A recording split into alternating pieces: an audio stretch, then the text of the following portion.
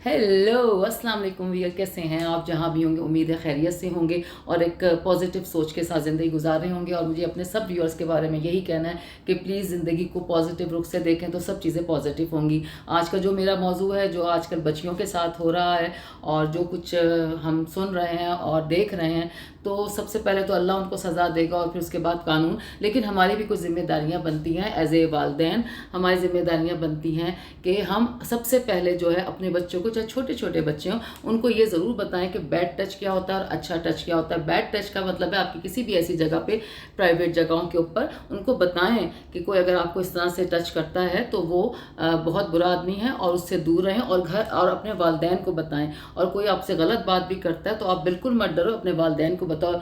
मैं अपने वालदैन से ये कहूँगी कि प्लीज़ अपने बच्चों के साथ दोस्तों की तरह से रहें। आप जब उनके साथ दोस्तों की तरह रहते हैं तो वो आपको अपनी हर चीज़ शेयर करते हैं, लेकिन आप एक बब्बर शेर बन के या शेरनी बन के अगर उनके साथ उनको डराएंगे, धमकाएंगे, तो वो आपसे अपनी बातें छुपाने शुरू हो जाएंगे, जो कि बचपन में भी बुरी हैं और जवानी में भी बुरी हैं। कभी भी हो अपने बच्चों को एतमाद में लें और उनसे प्यार से बात करें और उनके दोस्त बने।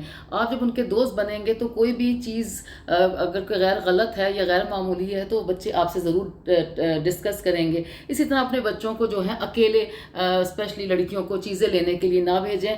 और बच्चियां तो बच्चियां होती हैं, और अपने बच्चों का बहुत ख्याल रखें।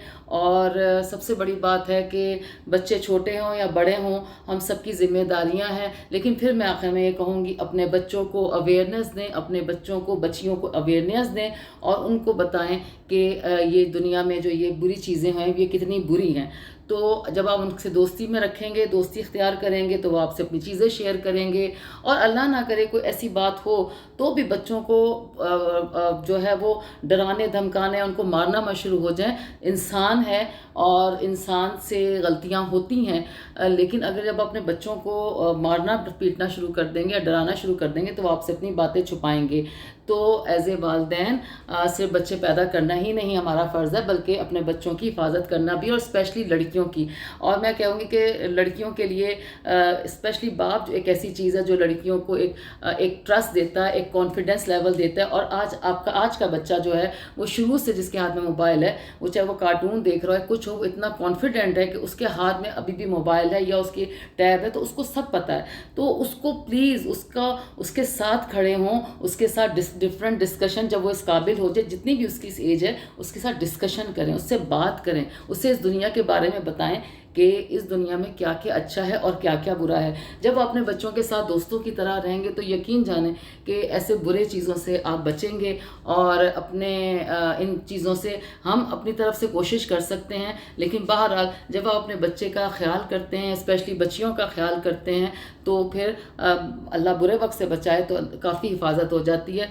तो छोटी बच्चियों को ये चीज़ें लेने के लिए या मदरसे में जाने के लिए या जिसमें कहते हैं स्कूल जाने में, तो कोशिश करें कि आप खुद छोड़ के आएँ, या कोई आपके घर में दादा दादी हैं जो हैं वो छोड़ के आएँ, या जो भी आपके करीबी रिश्तेदार है, कोई आपकी दोस्त है, आपकी कोई मेड है, तो ऐसे लोगों के साथ आप भेजें जिस पे आपका एतबार हो, जो काबिल एतबार है, जिसको ये पता हो कि अगर अल्लाह ना करे वो कुछ करेंगे तो वो पकड़े जाएंगे।